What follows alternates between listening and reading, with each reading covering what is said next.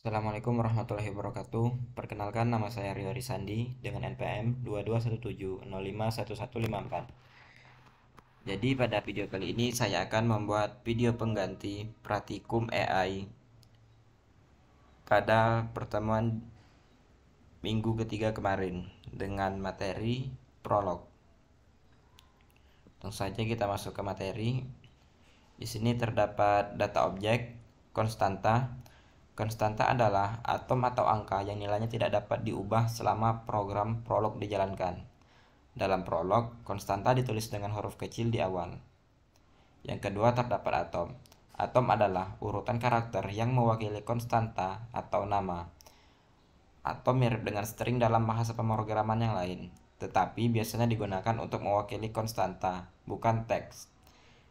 Di sini terdapat contoh dari atom. Joni suka apel. Nah, jadi di sini atomnya ini bisa kita rubah. Berbeda dengan konstanta tadi yang nilainya tidak dapat diubah. Selanjutnya terdapat numbers. Dalam prolog, bilangan adalah konstanta yang digunakan untuk mewakili nilai numerik. Ada dua jenis bilangan dalam prolog. Yang pertama bilangan bulat dan yang kedua bilangan desimal. Bilangan dapat digunakan dalam berbagai macam program prolog, seperti untuk melakukan perhitungan, perbandingan, representasi data numerik lainnya. Terdapat contoh dari numbers. Jakarta populasinya sebanyak 8 juta orang. Jadi ini merupakan contoh dari numbers. Selanjutnya variabel. Variabel adalah simbol yang digunakan untuk mewakili nilai yang tidak diketahui atau yang belum ditentukan dalam program prolog. Variabel ditulis dengan huruf kapital di awal atau menggunakan garis bawah yang diikuti oleh kombinasi huruf, angka, dan garis bawah lainnya. Sebagai contoh, di sini terdapat beberapa variabel yang valid dalam prolog. Yang pertama ada X, umur, nama underscore pelanggan, hasil underscore penjumlahan, underscore variabel underscore sementara. Nah, jadi ini merupakan contoh penulisan variabel yang benar. Variabel ini sangat penting dalam prolog karena memungkinkan program untuk menjadi lebih fleksibel dan dapat menangani berbagai macam input dan output. Dengan menggunakan variabel, program prolog dapat menerima input dari pengguna dan menyimpannya dalam variabel, melakukan perhitungan dan menyimpan hasilnya dalam variabel, mencari nilai yang memenuhi kondisi tertentu dan menyimpannya dalam variabel. Di sini terdapat contoh dari variabel. X orang tua dari Mary.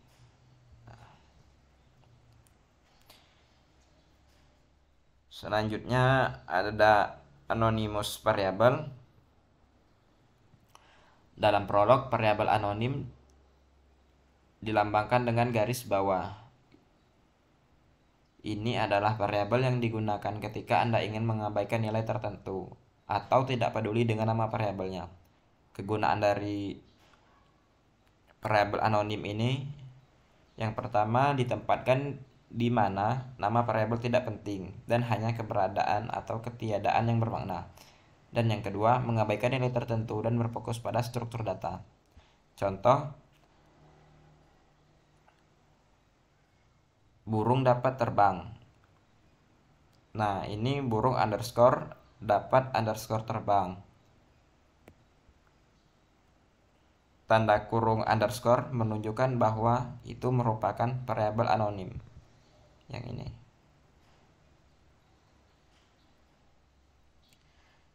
Dengan menggunakan variabel anonim, program prolog dapat menjadi lebih ringkas dan lebih mudah dibaca, terutama ketika Anda tidak peduli dengan nilai spesifik dari suatu variabel.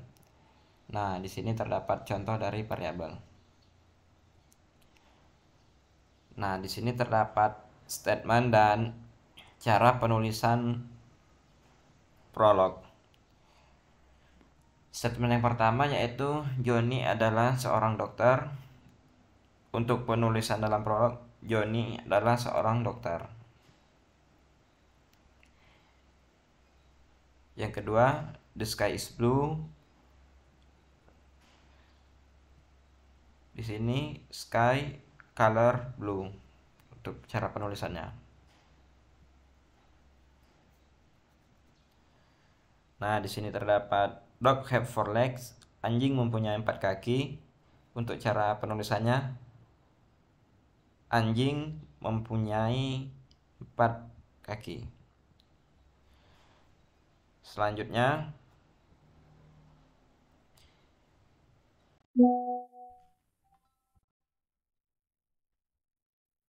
nama predikat. Nah, untuk nama predikat sendiri itu selalu dimulai dengan huruf kecil. Yang kedua, mewakili properti atau hubungan yang dijelaskan fakta. Contohnya, dokter, color, has legs, dan revolve around. Itu merupakan nama predikat. Untuk argumen, itu dia ditulis di dalam kurung dan dipisahkan dengan koma. Yang kedua, dia mewakili objek yang terkait dengan predikat. Contohnya,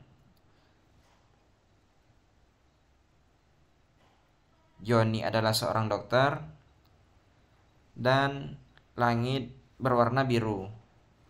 Itu merupakan sebuah argumen. Titik akhir. Jadi untuk setiap fakta itu atau setiap argumen itu harus diakhiri dengan titik. Jenis objek dapat berupa huruf kecil, angka, atau string. Yang kedua, string diapit tanda kutip. Contoh, Dr. Johnny. Johnny adalah seorang dokter. Untuk angka, ini anjing mempunyai 4 kaki ini. Dan untuk string terdapat apple.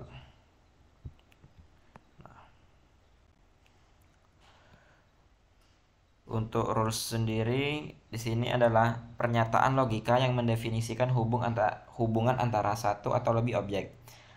Aturan terdiri dari kepala dan badan dipisahkan oleh simbol jika.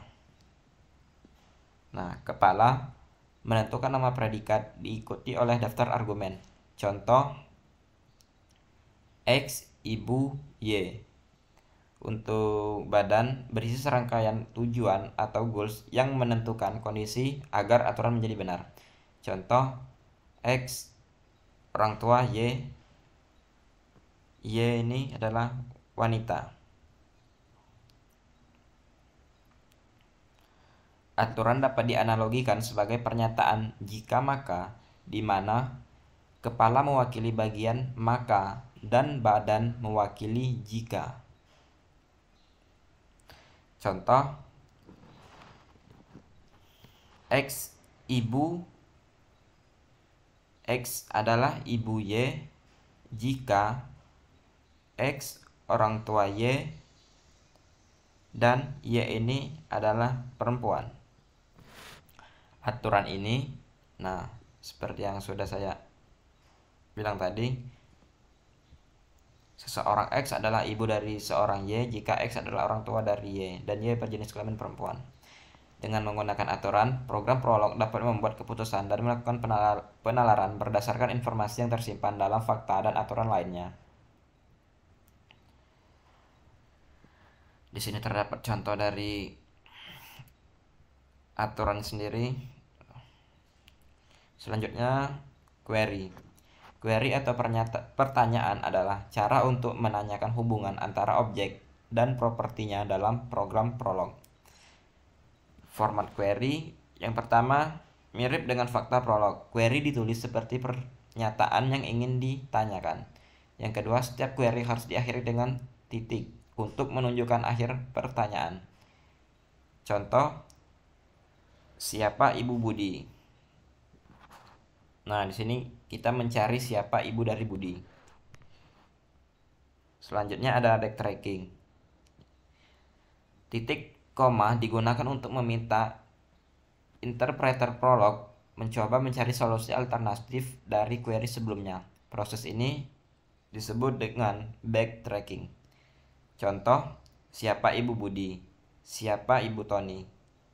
Di sini kita mencari ibu dari Budi. Jika tidak ditemukan, maka cari Ibu Tony. Nah, di sini terdapat color red, color blue, color green.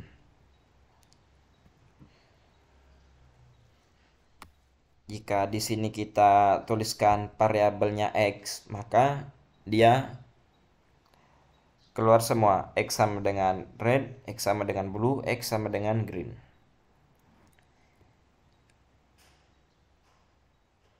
Selanjutnya, rekursi. Rekursi adalah teknik di mana suatu predikat memanggil dirinya sendiri atau mungkin dengan predikat lain untuk menemukan nilai kebenaran.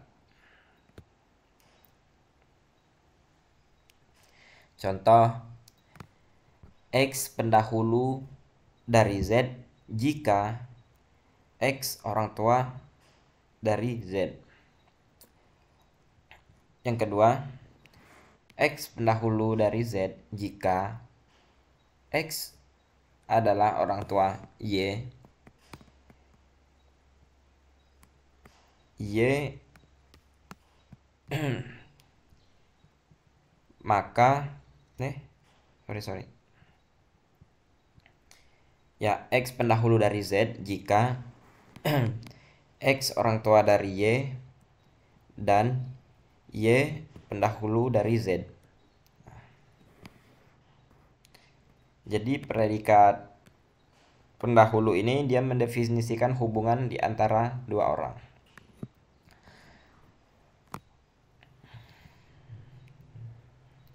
Untuk simbol, untuk titik dua strip ini jika fungsinya untuk aturan atau kaidah, contoh X ancestor Y jika X parent Y. Selanjutnya koma dibaca dan ya fungsinya yaitu konjungsi. Selanjutnya ada titik koma dibaca or, fungsinya disjungsi.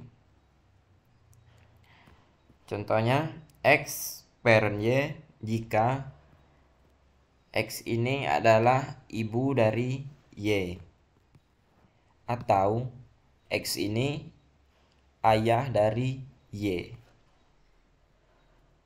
Selanjutnya ada titik untuk mengakhiri pernyataan fakta atau aturan. Dan yang terakhir ada tanda tanya terus strip. Ini fungsinya untuk permintaan atau pertanyaan. Nah, bisa dilihat contohnya di sini.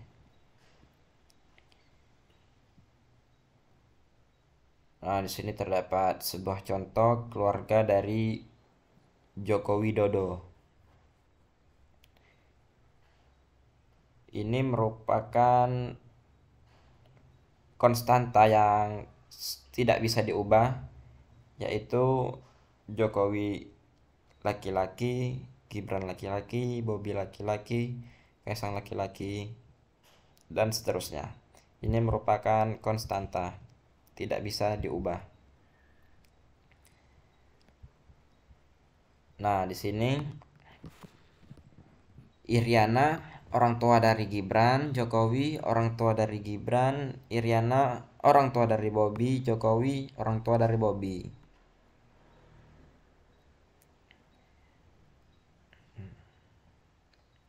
Dan seterusnya sampai Bobi orang tua dari Nahyan.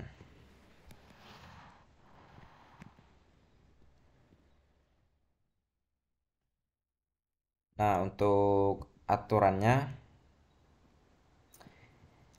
X ayah dari Y, X father Y jika X orang tua dari Y. Jadi ini bisa kita ubah atau yang disebut dengan atom tadi, yang ini. Nah.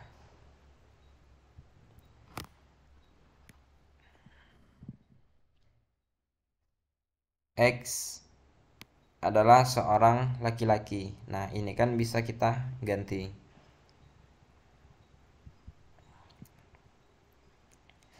X ibu dari Y jika X orang tua dari Y dan X adalah perempuan. Nah, itu saja yang dapat saya jelaskan. Lebih kurangnya saya mohon maaf. Saya akhiri. Wassalamualaikum warahmatullahi wabarakatuh.